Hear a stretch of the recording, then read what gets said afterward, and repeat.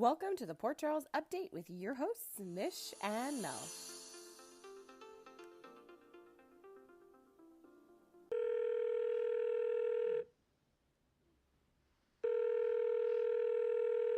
Hello. Hello there. Happy Friday. We're both sick, by the way, guys. We are. So we're doing our best here for you. I feel like I'm getting better, but I hope my cold is not tricking me. Like, that is my fear right now because I feel like I got off easy and I'm scared that it's gonna bite me. Like, tomorrow it'll be like, haha, joke's on you. No, everybody's sending you good vibes, good healthy vibes. Okay, so last week we did our podcast from Monday to Thursday. Mel had an event, so it was kind of convenient that we had those 4 episodes, but we didn't get to talk about the Luke episode that aired on the Friday. But I have some notes that I want to share.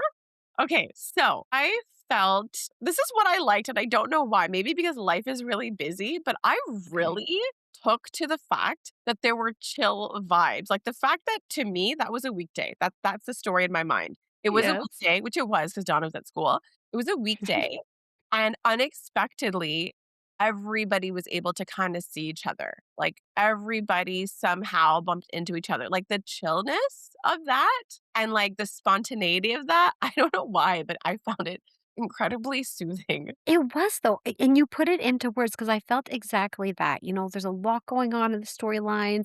We're on the edge of our seat. There's a lot of things coming together, but this was such a beautiful kind of moment and break in time that, Lulu was likable. People were available. They got to hang out and just kind of chill and also pull it together with a little bit of magic. Like it was so well done. But that's the thing. I did not know what to expect with an episode like that. Because when you're doing a special, it's like it has to not impact current storyline. Yes, Also, how are you going to do this? Because he died in the show. So that's exactly. why I was curious, like, how are you going to go about this? And I loved it, right?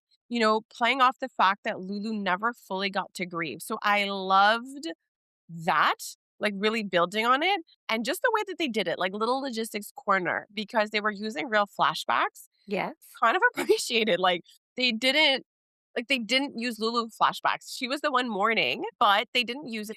Obviously, no clips with them, but they managed to find the clip of when she was born and when they were naming her Lulu. So I totally appreciate how they maneuvered that. Me too, the authenticity of it all, Yes. exactly that, to not have her, like, placed in a certain situation and I think there was one also, like, from the back, which I really loved because you knew which Lulu it was in that scene, obviously, But but they were careful.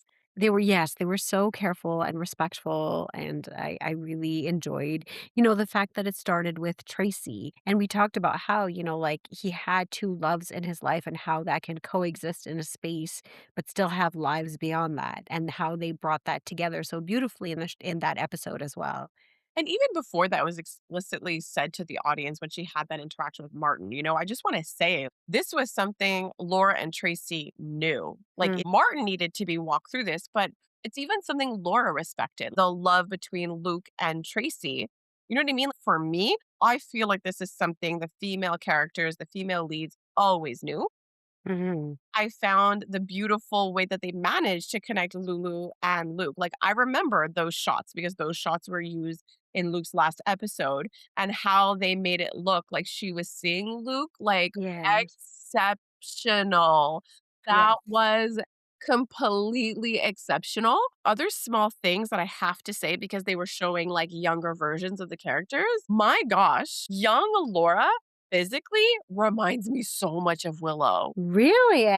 Yeah, like, if you go back, there's some of those young scenes, and I'm like, "Wow," like, she looks a lot like Willow, but what was so scary, you know what I mean? Like, you cast people like, they cast, Eden, the actress that plays Jocelyn, but it's so insane to watch young Carly and realize how physically the girl they casted as, like, a child grew into a girl that looks like Carly when she was actually younger. It is completely mind-boggling. I know, it's so crazy. Yes. But back to the present Yes. and the past. Okay. So Maxie and Nathan reunite in the cemetery, and it looks like it was all no muss, no fuss. Okay, I thank you. mean, it seemed very easy very, for very clean. Like, Maxie was very explicit. "No, no, no, I can choose now. I could choose today, actually. I don't wanna drag this out for anybody." And I'm like, "Wow." I mean, yes. there are certain storylines that are being dragged out, and I guess I kind of appreciated it. Like, to be honest, I did. Like, I understand it's less dramatic, but I think we know it's easy because, like, that's not gonna be the hard part. Yes, and that's exactly it. I had, like, 2 sets of feelings about it Right. because I don't know if I would have had the ability to be that decisive in that moment after seeing, one of the loves of my life after 7 years, and time Uh-huh. stopped for him, but it moved on for me. It would have, like, took me more than 5 minutes, I think, to get through that moment, but yes, the how the rest of this is gonna unfold is gonna be quite delicious, and I cannot wait to get to later in the week your thoughts on the conversation between Lulu and Nathan. Okay, well, with Maxie, let's not forget, obviously, you never know what it's gonna be like when you see someone face to face, but her mom prepped her. Like, there is Maxie's experience as she's reunited with her kids and talks to Smelly in the hospital, and then you're learning this news. And Yes. I don't know, like, I know what you mean, like, it seems really fast, but I feel that Maxie is not the same, like, she has kids to think about and a family that they formed together. So, in a way, I'm not actually surprised because like I said last week, I view this storyline, this whole Nathan Spinelli thing as a reflection of Maxie. Like, to me, this is a Maxie storyline. This is about Yes. understanding who Maxie is. And so for me, when I'm looking at that, her like swift decision making really just speaks to me about Maxie, that like she has grown and she has a life that she loves. Like that's how I see it. Like I feel that it's a reflection of just Maxie's lived experience, that she was capable of making a hard decision, that she understands the value of what she has. Like I don't know, I guess I kind of see it like that. Like it's a reflection of how well she knows herself and knows the life she wants. Like I think it's more that knowing what you want. I love that. I absolutely love that breakdown. I love how Maxie's character has developed. I am currently a little scared for her for other reasons, but Very right now, in this moment, I absolutely very much enjoy what you're saying. very I'm very scared for Maxie, but I can understand that for some people, they're like, "This is a reunion that you never thought would happen," and it was what it was. But again, I personally was completely satisfied with it, Mhm. but what I was not satisfied with was if I were Spinelli, I would wanna sit on that sofa with anyone but Lulu. Honestly. Honestly, it was so brutal to see her just completely undermined She's their a relationship. terrible friend. Oh, no, but She's truly, truly. terrible friend. Like, I understand that she has this, like, sisterhood and long-standing relationship with Maxie, but Spinelli is her friend also. Spinelli is not a friend because he's dating Maxie. Spinelli is a longtime friend, and just the way she spoke to him saying, like, "That kinda love hits you different." Like, we all know Lulu was in her own head, like, talking herself into believing that there was no space for her, basically, and that it was Yes. inevitable that Nathan would choose, like, Maxie. But saying things like, "You just can't stand in the way of a love like that." I'm like, "Lulu, you have chosen to stand in the way of things that never concerned you." Like, I don't see Thank how you. anyone could stop you from standing in between Nathan and Maxie. Like, I really couldn't. I can't see that. And Spinelli telling her I love this part. You've given Maxie and Nathan, like, a lot of thought. I just couldn't, and then after all of that, when Spinelli is vocalizing, like, "This is how I see it. I'm too old for this. I love her to death. She is my world, but I'm also not gonna put pressure on the love of my life that came out of a coma." He's not 15, right? He Yes. understands that you have a history, right? He had Ellie. He was also present. Spinelli was there for it all. Like, he does understand and have respect for, Maxie's past lives because he's also had them. So when he kinda says, like, "Yeah, like, I wanna give her space to choose, and I also don't wanna insert myself in a relationship where I'm not wanted." Like, Yes. that's what he was saying, and then Lulu, after how that whole conversation went, goes, "Doesn't sound like the Spinelli I know," and I'm like, "What?" Mhm. Like, "You're so bad at this, like, you're so bad at this," and So for bad. me, like, I loved Maxie coming home and just explaining herself to Spinelli, like, it was clear, like Her love for Spinelli was that big that even in the face of seeing her ex-husband come back from the dead, the same, she talked about it, like she kept his voicemails to hear his voice. That what she has with Spinelli, while other people on the outside don't see what she does and are being very judgmental, and I think a lot of people are romanticizing, the version of Maxie and Nathan Mhm. back then. I don't think anyone has really understood where Maxie's at and what she actually values and how her life has changed. So, I really appreciated her laying that out, and also the fact that her love was so strong that that is what allowed her, I believe, to walk away from Nathan. Honestly, all of that, and my favorite part, or one of the things she said that really stood out for me, is that, yes, she had that conversation with Nathan that she kept his voicemails. When she spoke to Spinelli, she used that same line and saying, "You helped me. Keep those." So in all her hurt and all everything, he was always a constant source of love and appreciation and helped Maxie through so much in her life. Like, I felt like that was so like, such a deep moment. Yes, and I think even hearing Nathan say it himself, like, I think he was debriefing too, and just also acknowledging that she's known Spinelli longer than me.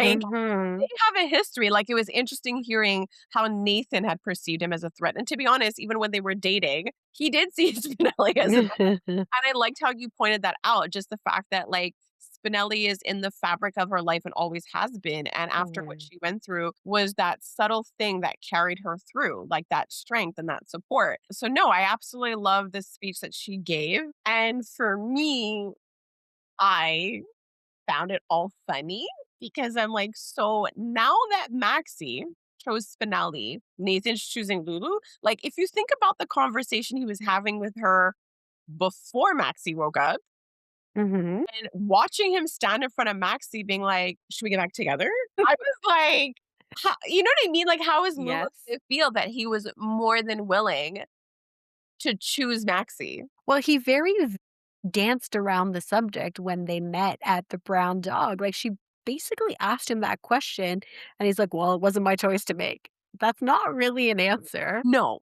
And no, and the it's just crazy to me because Nathan won't stop saying, "Well, that's just where the chips fell. That's how the cookie crumbled. She had 7 years without me. I was dead for all that time.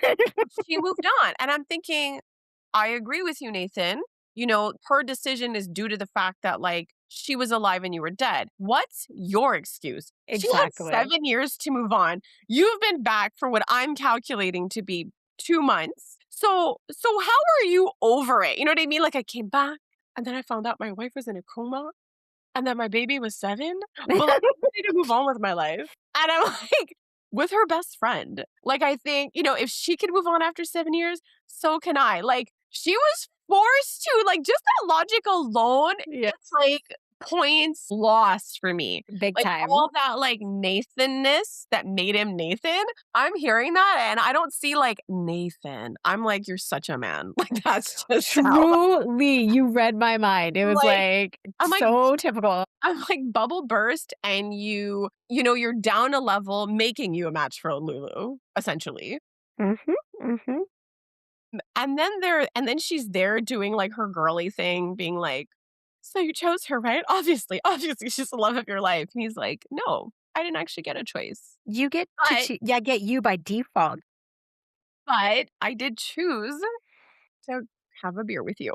And I will say this, Lexi did the thing that you talked about during the Nixon Falls storyline, and just this idea that you could have feelings, but acting on them is a different thing. And we saw that, like Carly didn't just magically stop having feelings for Jason because she closed his ring box, but she made a choice. And I feel like I kind of love that about Maxie is like she was all business. She's like, I made a choice, but I'm also acting on it. And yes, she chose Spinelli, but the point is, I'm sure that was hard for her. Like, Mm, I'm sure it was hard, like realizing that somebody robbed you. Like, it was one thing to feel robbed when he was shot, but like literally robbed because he wasn't dead. yes. So I admire that, right? She made a choice, she's acting on it, and she's dealing with her feelings, and she's not making a mess out of it. But that's what Lulu's for. Exactly, you took That's the words right out what of my mouth. Lulu's for. That's oh my gosh. Like I just can't. Like, I just can't. Like, the only, like, consolation for me is that I feel like common sense is hitting a bit more, okay? So, Is it though? okay, the common sense I'm speaking of is between Nina and Nathan. Like, the first time, I Okay, think he okay. was just shocked, and she was like, "Follow your heart," and I don't think he heard the question mark in that, okay? Exactly. But the second round, Nina has wine this time. This He's got a cocktail. So she's like, "Look, maybe you should rethink this." Like, I love that that was pointed out because that was what I got from his beer interaction with Lulu is like, "Dude, hold up, wait a minute. You didn't Mhm. have 7 years to get over a dead spouse. You found out your spouse is in a coma and you're like, bah, what are you gonna do?" So it's like, I kind of love that that was highlighted by Nina. Like, hey, buddy, I know she chose Spinelli and I know that Maxie's not an option, but I have to imagine like you got feelings there about this and perhaps sort through that mess before committing to her best friend. Truly. So I really appreciate that because it made me feel a little less crazy, particularly because of Nina's connection to all players involved, like to Everybody. Maxie. And I mean, that was her sister for the whole time Nathan was dead, you know? Yep, Like, yep, yep. like I'm glad she's found common ground with Lulu, right? Like things are tame there. But still, like given the relationships and the dynamic, I was like, yeah, he's your brother, but you don't have to be 100% supportive. That's not what a real sister does at all. So, and the other thing I forgot was when Nathan was talking to Obrecht, I completely forgot that not only did Obrecht want Nathan back with Maxie, but Obrecht reacting to him with Lulu, that was Ooh, everything when I realized that. Because Lulu has been doing everything she can to keep Obrecht and yes. Britt away from Rocco, but now you're gonna go and date Nathan. Like, did she think about like Bonkers. like how are you gonna date Nathan? And now it's like if you wanna be in his life, like you somewhat have to be liked. Like Obrecht had a reputation, but Maxie had no choice to make it work because she loved Nathan. And so she had to eventually see the good in his family, right? Because they were going to be in her children's lives. So can you imagine Lulu now having to cower a little bit to Obrecht? She's gonna have to cower a lot. There's gonna be Sunday dinners, there's gonna be holidays. She's really gonna avoid all of it or ask Nathan to not be around his family, like, the dynamic shenanigans is gonna be great. I think so. And it's like Obrecht's not like your typical potential mother-in-law. Like she can act on her hatred for you. Like she's not just gonna Oh, like yeah. hate you with like a passive aggressive comment. She's gonna come for you. Full on. So that's super fun. That is super fun. But like this is a really big deal. And they're just at the Metro court being like, so who's gonna tell her? Like Lulu No, had the audacity to ask that question. I think we all know who should tell her. no, I think my app yeah, I was losing my mind when she was saying that, but the part that I don't know how much rage you had at this point in time, but if any 2 people deserve a shot at happiness, we do. Like, Oh my who god, I are you? Where'd you come from? must have blacked out because none of that registered to me. Amazing. She said that. Legit. I cannot. But despite the fact that, like, I cannot, this is where I'm like, but at least they have a vibe. Like, this is like, I know it's insane because I feel a type of way about Lulu, but at least they have chemistry. That's how Yes. I perceive it. You know what I mean? Like, Yes. and I feel like the storytelling, like, it worked out. You know what I mean? This is what Mhm. I'm saying. If you're going to throw people together, you have to put them in scenes together frequent enough. You have to let Exactly. us see it without spelling it out for us. Like the more people are talking about relationships, Britt, Dante, Liz, Jason, like the more you spell it out for us, something is missing on screen. So despite the fact that I think that this is insane, I've also said, yeah, but they make sense together. You know what I mean? Absolutely, I get it. They do, but then when you bring in the fact that you have to go and tell Maxie, especially after her, like, meeting that she had, it's also like and like we just said, the person who should be talking to Maxie is Lulu, right? Yes. It's Lulu. Like, she'll have her talk with Nathan, but I guess that's just saying that that's probably the more important relationship. But it's also like, who is in a coma the least longest should be the one, Agreed. because she's been around longer. So I think there's more value. Like, think if Nathan came to tell her, it's like, I don't know what you expect from that exchange, Mhm. but they did reference, like, Nathan referenced the fact that he knows about the drama after he died from Lulu, obviously. Yes. Like, oh my god, they didn't really like me, but you do, right? Anyways, I am very looking forward to them coming clean. Like, I love this. I love the straightforward nature Mhm. of this whole storyline. Like, I think you created a story and I feel it and I'm following it, like between Lulu and Nathan. I love that Maxie knew exactly what she wanted with her life. And I love that these two don't want to keep it a secret. Like, So that's the fun. best for me. Loving that. Okay. So, speaking of Maxie and fears, like the Jen storyline is essentially all of General Hospital right now. Is it Truly. not? Is it not? Every person is involved in some capacity or another with this man. So again, Maxie spoke to him. I don't think she missed the fact that he was threatening. And that's the thing. Like, we talked about this ages ago when we thought that like Sunny would go into politics. Yes. But we said, like, if Jenz is coming to infiltrate Port Charles because there was all this hate from the town against Sunny. So we just felt like, oh, okay, like you're throwing this out there. Then I'm guessing something happens and then the town suddenly needs Sunny. But then that didn't happen. Like all Mhm. the died down, the town voted in line with Sunny, and then the peers got sold anyway. But we were saying that for Jens to really be a villain, he really has to infiltrate Port Charles, cause a lot of chaos to the point that people are begging Sunny to handle it. Yes. So, I mean, I think that that's what's happening, but I mean, like, I don't know. So how Sunny handles things like this, like how he tried to handle Cyrus by doing so much of nothing. I don't He know. And there's just so many players. Like, who's really going to take Jens down? like, at this point, exactly that. There's so many people involved. Sonny's tactics ever since, like, Nixon Falls. Was Cyrus after Nixon Falls? No, before. Before. Gosh darn it. Before. And then things kind of like escalated. And that's where Jason and Carly took the reins. Right. Yeah, his strategy skills, like, perfect examples on Rick's asking him, like, "Who's playing who? Where do you want this to go?" Like, Sonny's confused to all heck. He doesn't know what he wants, who he likes, why he's doing it. He doesn't know what's going on. So, yes, I am concerned that he will not be able to handle the Jen situation. It will fall on Jason unless something really strange happens and Lucas comes out a hero, but my bet's on Valentine. No, no.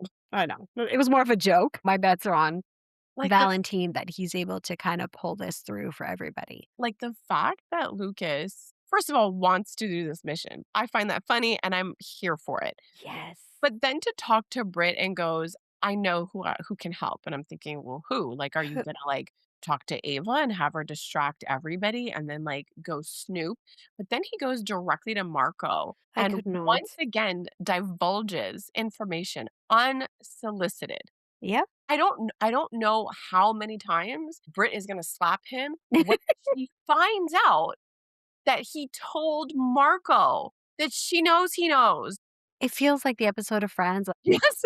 Yeah, it totally does. And it kills me because Marco does seem torn. And I guess being in his dad's bubble, he never realized that holding somebody's health and actual body hostage is bad. He knows it's bad, but it's like the fact that he has the support of Lucas, but Hmm. Lucas, I think, is just overplaying his hand. Like, Oh me, my word, this right? is the price of me being with you. And I'm like, I don't know how long that's gonna work. And I don't know if it's registering to you because he believed that Marco was 100% safe.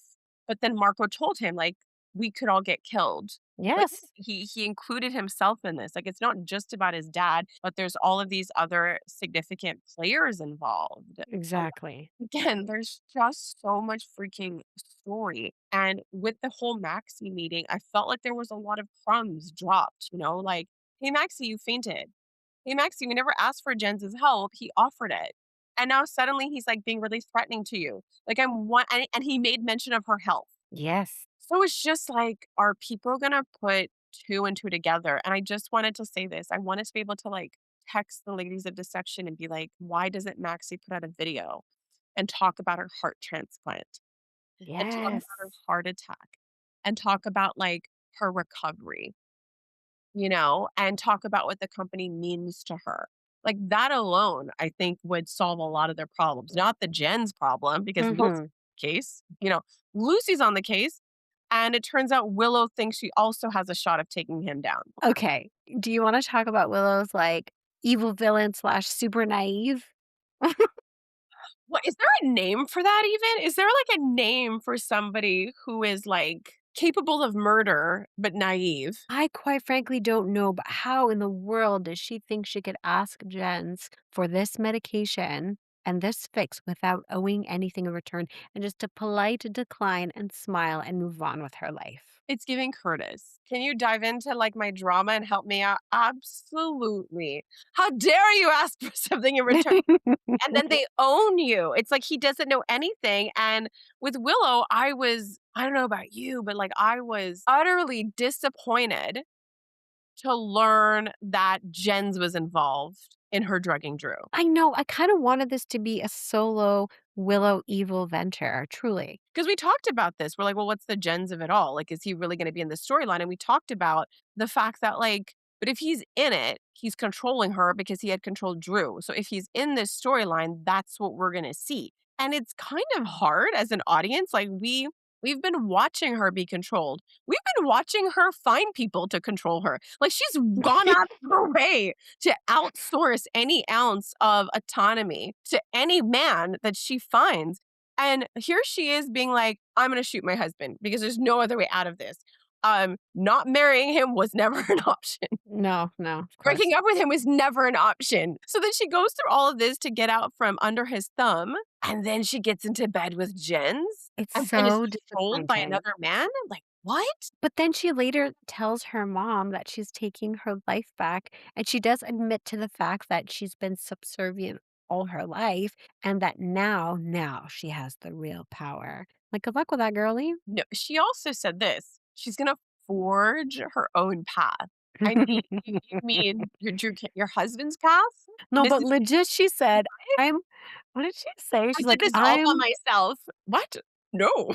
but she also used Drew's name. So she's when she was giving that speech to her mom about her independence and forging a new path, she's like, I'm Congresswoman Willow Kane. Being ruled by a man. I'm like, not even this comment, Mel, is gonna kill you. Tell me. Gonna kill you. Okay. So I print screened it because it was so awesome. This is from Superman Sneakers and Lisa. I think I got that right. Love this. Willow is all about looking for new people to control her. Michael couldn't do it, so she found someone who could. Willow stands on business. Now, gold star for that comment. Yes, Even yes. when she was telling her mom, like you said, the whole subservient thing, she's like, and Michael, he was like powerful. And I'm like, yeah, and he treated you like an equal. Like, you know what I mean? Yes. She's like, I have to get back at him by like also having power. It just made no sense because Michael is the one man who never attempted to control her. Yes. Like, she literally made so many unilateral decisions in that relationship. Yes. And he was like, do you, I'll support you. And I'll support you even though I don't want to. But like, this is just how I feel. I think you're a separate human and I'm gonna have to deal with that. But like no other man has done that. No. So her speech is so convoluted that she's not like out of the woods mentally, I'll say. But there is something to what she said, like that whole like, I have my own agenda, because it was solidified by Alexis. Because when Alexis was with Laura, she starts going on a little rant Mhm. about Willow that was very revealing. And Yes. Laura was taking it in. And I just felt that, okay, that gave me some kind of comfort because Alexis's comments and Willow's comments about having her own agenda tell me that, like, yeah, she can hold her own. Like, don't underestimate her. And I kind of think that she can sort of take on Jen's, and this is why. Okay. Like Jen's is like diabolical, right? He's infiltrated Port Charles and now he's like lifting the veil. Like he feels he has enough power to the point where he's just being kind of threatening, even with Tracy. He's giving that air to Maxie. Like he's lifting that a little bit with people he was trying to act like a decent member of society with. Yes. But when Jenz was talking to Marco, I'm like, what in the teenage girl fantasy is this conversation? Where, first of all, Jenz clearly doesn't know what Sonny did to the last FBI agent. And his whole plan hinges on the fact that Willow feels a type way about Michael. So if he makes her congresswoman, she's gonna be like, "I hit you. I hit your dad too." And then she's gonna go after the mob and she's gonna go after Sonny, even though he's fully aware that Sonny is the only one who supported her. Like, what? I could not follow what he was trying to get at. I'm like, but even Marco's like, "Wait, so you want her to call the FBI? This is our solution here?" Yes, so I feel like maybe this is what Sonny and Jason have been talking about. He's gonna get so confident and make a mistake because I do think it's a mistake to hinge your plan on that. Like, there was nothing concrete. Like, he took concrete steps to put Willow in charge, and Mhm. now he's like, "Now let her fly. Everything is gonna unfold exactly how I want it to." But man, did I feel that he undercut her character and story when he had that scene with, Drew, and he could decode the SOS, and was like, "No, no, no, I helped." I know.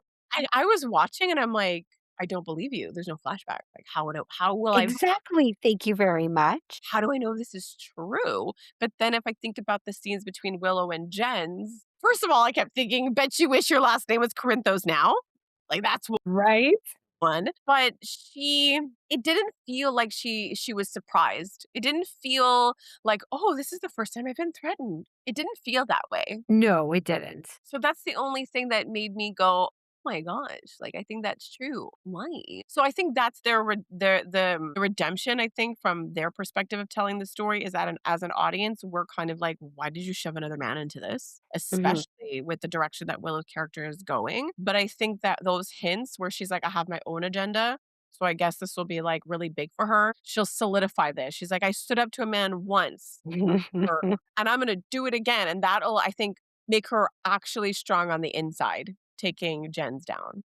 And then maybe moving forward, she'll actually be like a strong human being. Malicious, probably, but Oh, like yeah. more strong, like stable in her strength and evil. I hope so, I hope that for her. But I feel for Nina because here she is being tiptoed around her, and now this is happening and she's not saying anything. Mm. I was just thinking when Nina was sitting at that table with her, first of all, even though I was excited about the idea of Alexis being in Congress, I kind of like the idea of Nina. The fact that she like had all these ideas ready to go. I mean, we know she was like a campaign manager, but like honestly, at this point, I'm like, I would have loved it if it was Nina. Same, like, she's so well spoken, she knows how to address, the concerns that are being asked. I do hope and Willow can't do this without her, and she knows it, so am hoping this will bring them closer together and that she will take on Nina's help, and who knows what'll happen down the line, but I do agree, she did fit that role really well. That's the thing though. Like Nina loves her daughter and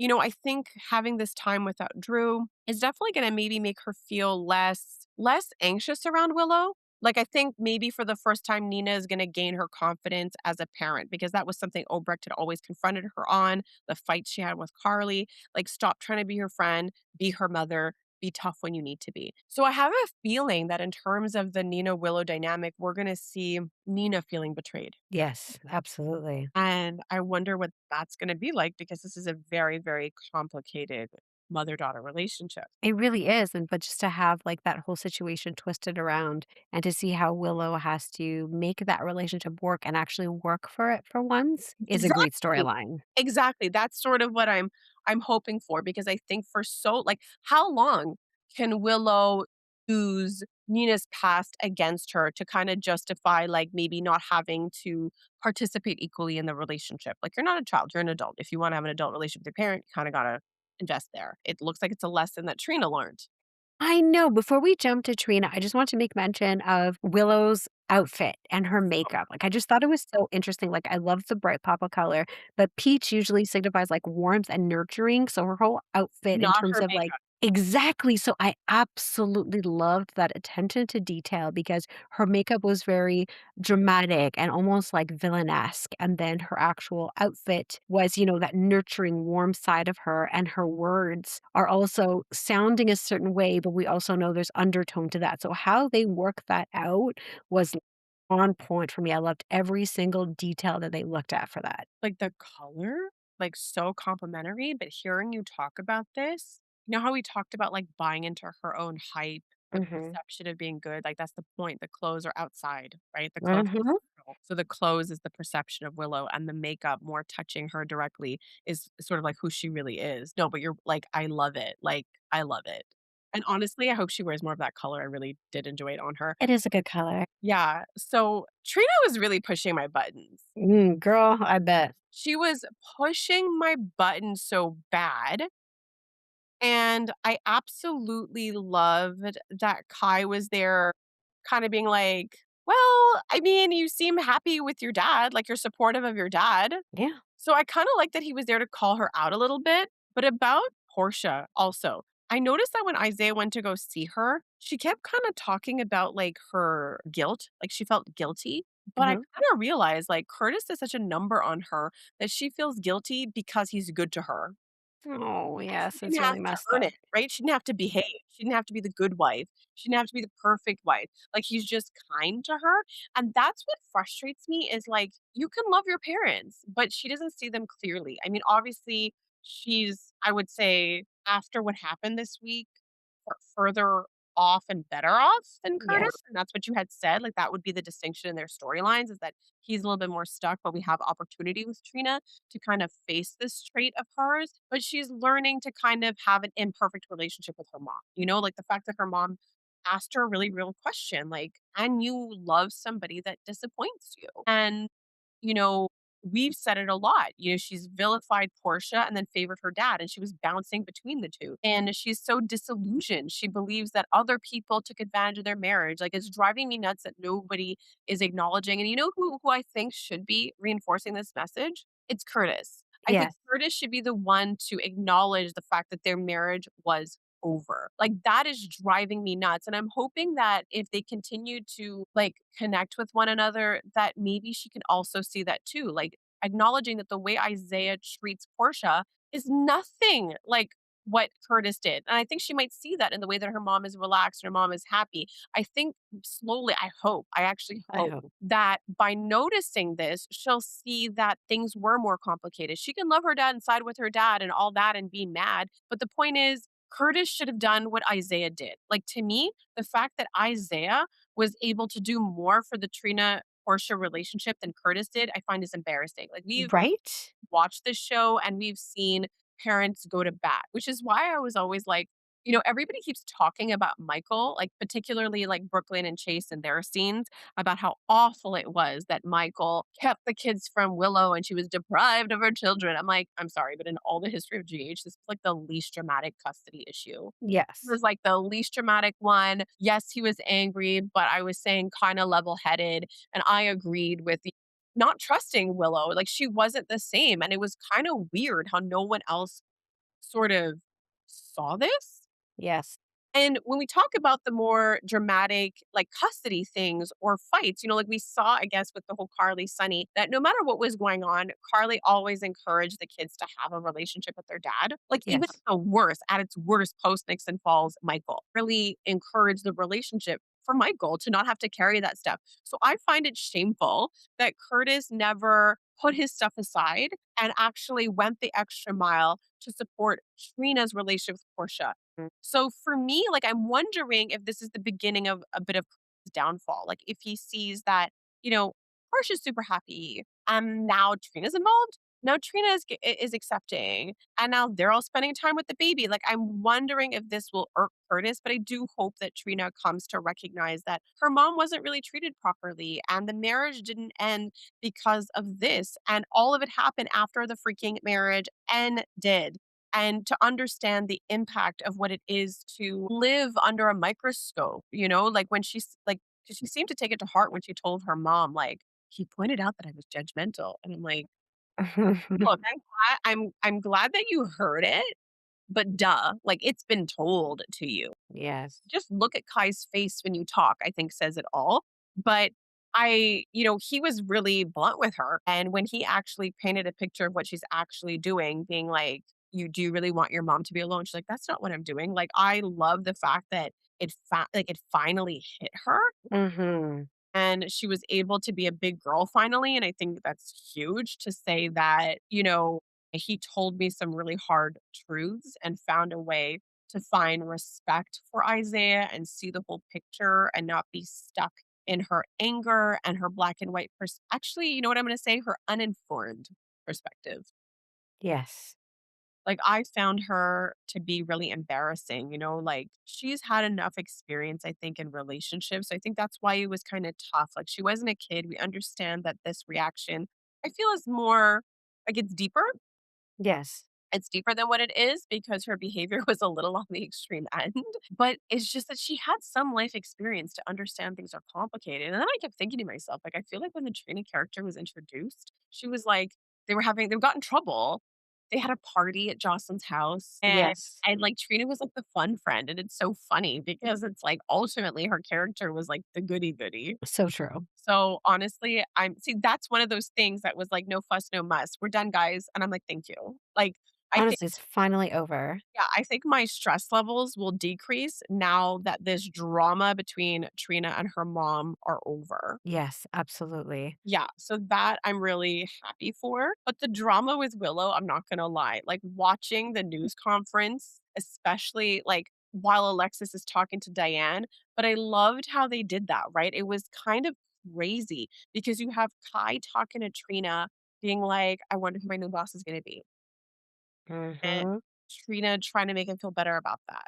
And then you also have the people watching. So a Sunny and a Jason. And it was so funny just understanding how complicated and how many people this touches. The fact that Sunny and Jason are interpreting it, going like, oh crap, this is one of Jenz's first like orders given to Laura. And we saw how hard that was for Laura to do. But I just kept Mhm. thinking this. I know it sucks. Like I really do. But if he has Willow in Congress, what's he gonna need you for? She has more power. Well, that's exactly it. So for me, I'm thinking on the one hand, like he may not have direct orders for Laura because when he had Drew, he didn't really need Laura. No, he's just gonna be distracted with Willow and Willow pushing against whatever you want. Exactly. And so you were like, we were talking about who's going to take Jen's out, and we don't know because there's just so many people. And like Sunny and Jason like are in a pickle. They've got like Jason's saying that we need to act on Cullum sooner than later. Yes. They're prioritizing Cullum over Jen's, but like they're a mess right now. Like Jason has his motives, which are Brit, Yes. and Sunny is too caught up with Justine. I can't. And you know where I'm going with this. It's the whole Jason and Brit thing. I know, but before we go there, I'm gonna make you laugh a little bit because I Okay. was looking at those scenes and I texted you after that episode because it was so hard for me to focus on that scene because Sonny was wearing a couch shirt. He literally was wearing the same fabric as his couch. And then he would sit down and in my mind, he would just disappear. Oh my gosh, you're hilarious. Like, is this what it's like to talk to me sometimes? Like, we're talking about real storyline, and the next thing you know, we're talking about people disappearing in couches.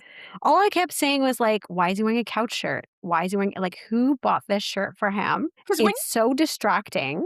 when you said that, immediately I'm like, did he wear plaid? Like, because I'm like, what is a couch shirt?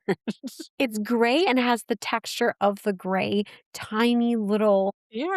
pattern on it. So it was just throwing me off. Like, I can't take you seriously. You're wearing a couch. No, like, I get that. He should have conscientious about his furniture when shopping. Like, I completely agree. It can throw anybody off. Like, imagine you're having a drink or you're having breakfast. You're like, Sonny, are you there? Like, no, I think it's startling. I think he should have been a lot more, thoughtful I about think how so this impacts too. everyone. And the writers should also be more thoughtful about their little boathouse scenes with Jason and Britt. I cannot take it anymore. So Johnny asked, like, whose place is that? I'm like, no one. Like, it's no one's place. Like, they said it when they were in a storm. Thankfully, we found I don't know, the lighthouse's guy's cabin. Like, it's a random cabin that they keep breaking into. Look, this is too much for me because I understand on paper, I'm supposed to be watching a love story. Like, Yes. to my knowledge, it's confirmed. Like, this is a love story, Mel. Okay. So, but like, if it's a love story, I mean, where are the vibes? Like, he's Where? like, "Hey," he's on to us, and she's like, "I would just run away with you." I'm like, "He didn't invite you nowhere. Like, he didn't Exactly. invite Thank you to you. run away with you." He's so now he's leaving his child. He's leaving his child, and he's running away with you. I Like, cannot. I just feel like they're moving too fast, and that was confirmed. Well, actually, it's funny how I think they're moving too slow and too fast. And then when she was talking to her mom, she's like, "And then to feel loved and safe," and I'm like, "Did you say love? Mhm. What? You're in love now?" And then, like, the mom is like, "Yeah, like, she started talking about loving each other," and I'm just like, I cannot with relationships where we need to, like, say stuff out loud, like, "I'm sorry, but, like, I don't feel it," you know? Like, there's how you tell the story and what you feel, and look, I may feel the type of way I do about Lulu, but I feel like you told the story, you know, if you wanna put people together, you have to, like, kinda create something and show it, you know? Usually, it's like a common goal. You know, he ended up and spending more time together. And that's what happened. And slowly and naturally, you sort of saw their attachment and the bond, like the coma bonding. Again, honestly, super believable. And I feel like if you were actually trying to tell me a love story, did you not have a ton of opportunity? Like when Britt came back? Like, if you wanted a common goal, how about her life is being threatened? Right? How about instead of me having to hear her whine about Carly for months on end and being nice to him and then pushing him away, why on earth couldn't they have just bonded? Like they had more than enough story and situation to do that. So this is not a story that I've bought. And Now I want my money back. even worse, you know how last week you were like, Dante and Elizabeth had vibes? Right? I was so excited. They I was like, explicitly told us there were vibes. I was like, I didn't see the vibes at all last Mhm. time. I recognize that they don't often talk, but whatever. His kid is there and they know each other and they were family for a time. Mhm. But it's not the same as when I caught vibes with Willow and Drew. There were Yes, vibes. No one different. else saw the vibes, but No. there was a look and an arm touch, which was like not usual.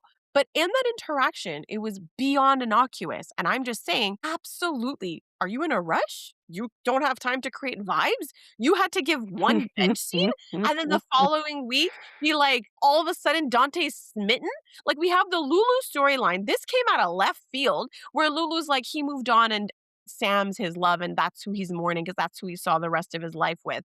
And then all of a sudden, he has a talk with Elizabeth. Again, made sense, you know? Earlier that week, he had that whole scene with Michael because he walked in on the fight and is like, I think you're innocent. I'm like, what? For the first time, he tells Michael, I believe I you're innocent.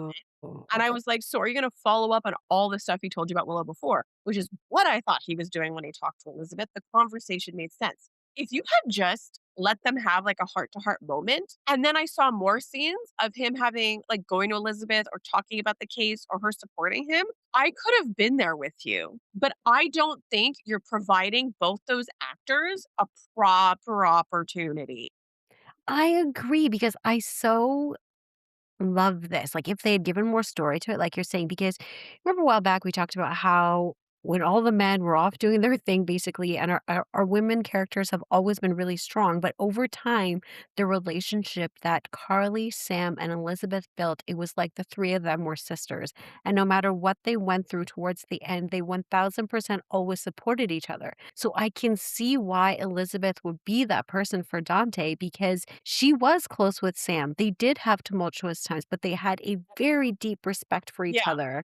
And I can see why he would want to or have a crush on somebody like that because they were a sisterhood. Like there's commonality there, there's love there, there's respect there. Like I get it, but I agree. The rush tone that they presented to us in is like not it's not fair and it's not doing it justice. Well, especially to Elizabeth, you know, like this girl Mhm. has been single, but there's Rick, and this is, ugh, I just can't. Like, so to what you're saying about the Sam thing, that is why I felt there was value in him talking to her because Mhm. I could see maybe similarities. It's the shared experience thing. You know what I mean? Like, Yes. Carly and Elizabeth could be a type of way, but it was when they shot those scenes where they were doing the whole Elizabeth, her parents, and Yes. her Elizabeth centered story, where it's so crazy to realize that you don't have to like these people, but there are people that you have so much shared experience with that it's insane that you don't even have to like each other, but they're gonna have your back. You know what I mean? Like it was Yes. such an interesting scene for me to take in to understand these characters, you know, and to see this version of things. I had like that scene just really sticks out for me. So for me, I just felt like there's so much shared experience in history. She spoke at the funeral. She has so much respect for Sam. And I felt like that strong woman, that respect, like I felt like that to me would make so much sense as to like why he just wanted to talk to her and why he valued, her opinion. So again, I just feel like disservice. So then after that interaction, it gets all awkward. And then I was like, no. So when they started to get awkward with each other, I was like, this is happening. And she walks away and she's like, you don't have to make up for things or whatever. And then he's like, or to forget about it. And he's like, what if I don't want to? And I'm like, no, you've literally been angry for years. And all of a sudden Right? you're like head in the clouds? No.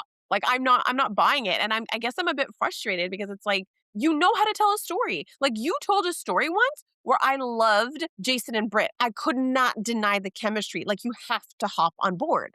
But you Mhm. did not do it this time. And it's like when you compare that to like Carly asking Valentine for checkers and you're like, "Oh my gosh," melting. Like, I don't know. Like I just don't I'm not feeling it. Does it mean I don't support them being a couple? Not really. It's just I want to be more invested because these are long-standing characters, Dante and Elizabeth, and if they were to be together, that's a huge deal. So like I want to be invested. I want to go along for the ride, but also what's bothering me is there's the whole Rick of it all. Like when Yes. Lucky was back, they were obviously having a thing, and we're like, why is she talking about Rick? With Lucas, but then we realized like Lucky's not gonna stay on the show. So there Yes, has to be exactly. some attention to Rick, and that's a relationship. So when I saw them pushing the Dante thing, I was feeling scared. I'm like, so does this mean Rick's not staying on the show? He has to, like, honestly, early star I mean, we're the tail end of this, I have one more question for you, but an early star to Rick because he had a lot of great scenes this week, that whole conversation he had with Alexis with his reintegration, the portrayal, seeing life in a different way, integrating Yes. into his existing family, But also his moment with Michael at the PCPD, his moment with Sonny that was legal/brotherly, like, he can't leave, he's trying so hard to get into this life that he's wanted for so long. I can't see him leaving at this point in time. But that's the thing. I'm emotionally connected because, wow, him being that vulnerable and us knowing what his arc on the show was and what his story has been. And it makes sense, right? To come to a point in your life where you understand what's important to you. And for him to recognize Sonny and his kids is the closest thing I have to family. So, given that and the whole Dante thing, like, I guess he'll just choose his brother and be like, I choose family. Like, could you imagine Molly finding out that Oh Elizabeth boy. is Dante and not Rick? It's like, first you date my sister, now you date my dad's girlfriend. But she wanted, her stepmom to be Elizabeth since she was a child. Yes. So I So just cute. think, yeah, so I think that that kind of sucks. But yeah, I'm like a massive amount of gold stars for Rick. I really love that. And I thought that was powerful. And that's what I mean. Like I'm lacking the emotional connection in some other areas.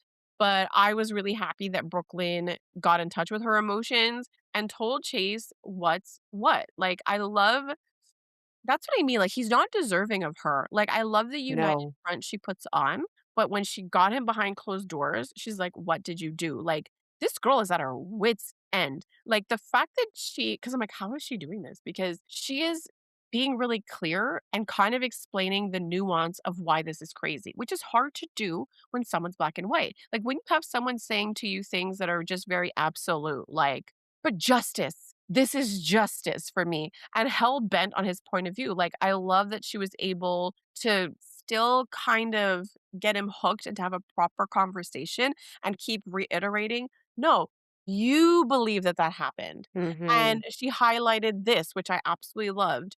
What about the cases that have nothing to do with Willow? Yes. You know, highlighting that what you really are doing is that you're out for revenge for what you think Michael did. Drop the mic, by the way, on that line. Honestly, I don't know how she kept her cool because there was also the point where she was talking about his investment, like his time towards basically his ex, the revenge conversation and adoption. And all he could hear was ultimatum as opposed to her laying her feelings out and being vulnerable and being completely honest in the calmest way possible. But I loved her. She was so powerful. He's like, "Is this an ultimatum?" Because he was gonna do that like basic line. Oh, I yeah. hate ultimatums, like acting as if like it's such an affront. and forgetting all the disrespect, like neglecting the fact that all of his choices has harmed their relationship. And look at the Mhm. turmoil he's causing within the family that he married into. Is when she's to answer his question, she's like, no, like this is my choice. She's like, this isn't an ultimatum. This isn't an ultimatum. I'm telling you what's what. You're acting like Yes. a wackadoo. I'm not gonna have a baby with you when you're like this. Right? So I love that she did all that, and I mean, she could believe him all she wants, but that's not necessarily how other people are gonna feel, but now we know that, if he does get arrested, Willow will probably pardon him, Yeah. but I love that Michael's home free right now, so now this is interesting. Michael being arrested is not gonna be the thing that would prompt, Trina or Kai. Like, it's not gonna prompt the truth about Willow to come forward. So it's sort of interesting how that's been put to bed. Yes. And now we're like not sure like what'll prompt it. I mean, Alexis said what she said. So I don't know. Like, I don't know how much she can take. And I'm guessing it might be Kai because he'll be working up close and personal. I think so too because he still has access to Drew. He'll be Yeah. working for Willow, and he Yes. might be that bridge between all of this. He may actually know Morse code. We're not going to know how. It's going to be like, I saw it on social media. It was in a clip and I recognize it. Like, so we don't know how, but Kai will know Morse code. Even Yes, though I do believe that. Jen's forbid him from blinking 3 times fast. Yeah, I thought that was pretty funny and all the scariness of it all. Yeah. Oh my gosh. Okay, I think we covered it. We talked about all the things. We covered all the stuff. I'm gonna say yes. And then I'm like, were you talking to me? so before we hand out our stars, I just want to acknowledge two important or a bunch of characters that I really enjoyed seeing Diane in full form Yes. back at work in her office. That made me so happy. And then we had a teeny baby moment because they knew we needed it desperately of Valentine and Carly. Like, can I just say, like, what that does to my soul? You tell me. Just getting a glimpse of them, it's like everything is right with the world, like the intensity between them. Like, there's actually like my favorite line when he goes to her, I thought you said your brother was smart. And like, I love how he grounds her even when the situation is crazy because bottom line is he's saying, your brother's a write off. Like, we just can't with him Mm. on our girls. And I know it's hard for Carly, but Lucas is a doctor who's gone out of his way to not pay rent since he returned to Port Charles. Like he Yep. made his choices, he made his bed, let him figure it out. Absolutely. But them together, oh my gosh, like luscious. And they're close talking, like, they seem to be, like, closing the gap with Oh, the space yes. in which they exchange words every time. But that's what I mean. Britt and Jason had all of the ingredients. They had the circumstance. They had the circumstance. Yes. Honestly, I love Brit, like, with Obrecht. Like, when she's there with Obrecht, love it, and I think I'm gonna love her with Lucas. Like, I love them together, and I wanna gold star to this moment because we've talked about this, about Pascal, and I love that it was confirmed that, of course, Brit could take him. I know, I love that so much. That was so satisfying. It was. Oh my gosh, okay, so you gave away your favorite line. I gave away my star that I want to give. Do you have any stars to give out? I'm giving a star to Maxie because I absolutely love her. I'm giving Yes. a confusing star. Look, it's a loving star to Lulu and Nathan because it's like part of me feels like their relationship makes sense, but I'm also giving them a star because it's incredibly messy. I'm giving a star to Trina and Portia making stuff over. Actually, I feel like Yes. the star is out to Isaiah. True, very true. So Isaiah gets a star for that. Carly and Valentine, yes, and Brooklyn for really giving him the business. And honestly, if I have to put Justine versus Sunny, Sunny gets my stars. Even though I'm disappointed in his confusion that he can't articulate what his plan is. Like, why are you pretending you didn't have a plan to play her and just be honest that you have feelings with her? But Justine, she made like a weird look, when he was running behind her for that kiss. And also, just FYI, he's never sought you out. Like, No. him running after you is, like, the first time he saw you out. You're the one who shows up to his house. He just sees you by Yes. chance, and she's all like, "Oh my gosh, don't ever." It's like, "Stop going to his house for pizza." Why are you here? Why are you always at your house when I show up? It's like, there's such a simple solution to this problem. But I love that they're actually a gold star to giving Jordan a friend. Like, Anna's gone. Oh, Apparently, yeah. Justine and Jordan are friends. Okay, unexpected star, but I'm gonna give a star to Boyle because I have to admit it was the first time with Laura that he was a little bit more of a human being, and he's really breaking it down for her because he didn't have to. He doesn't have to be kind to her or to let her see the lay of the land, but it makes you wonder, what does Jens have on him? What did he Um, ask him to do? Like, I wanna know a little bit more about his story. Yeah, I think I'm looking forward to, like I can't believe I'm saying this, but I kinda like Boyle now because, like, Right? him in the background is gold. Like, when he's in the scenes, he does really silly things, and I agree, like, I'm seeing him as more of a human, and part Mhm. of me wants like, can't wait for the day where, like, him and Laura, like, work together or have more funny banter type of thing. I agree. What is your cutie pie moment of the week? Okay, before I say that, Okay.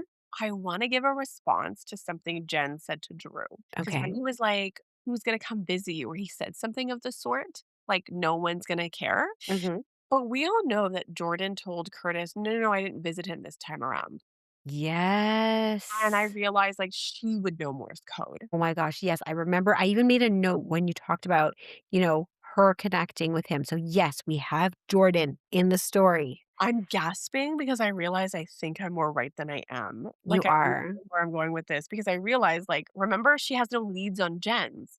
Drew's Yes. her lead. I have goosebumps. So a gold star to my idea right there. 100% double Um, gold star. okay, cutie pie moment. I mean, I could give it to Gio and Emma, but I feel like the drama was unnecessary. It's going to Mexican Spaghetti. It's going to Mexican Spaghetti. Maxine Spinelli, that is it. I love it. I agree with you. I saw that and I'm like, okay, so we're all like, oh my gosh, is she leaving the show? Is he gonna leave the show? Leaving, staying. And then they're like, let's do it in my grandma's house while she's left with her parents. And I'm like, okay, this story would have also been fine if you guys were just together in the background. Like I Thank also you very much. lived with that. So And can is you share with us your handle? cutie pie coloring. The links to the coloring book are on our Instagram page, and you can find the cutie pie coloring book on Amazon. If you want to come back, you're muted. I'm here. Okay, folks, we talked about all the things. We covered all the stuff. That's a wrap. Have a fantastic weekend. Bye. Bye.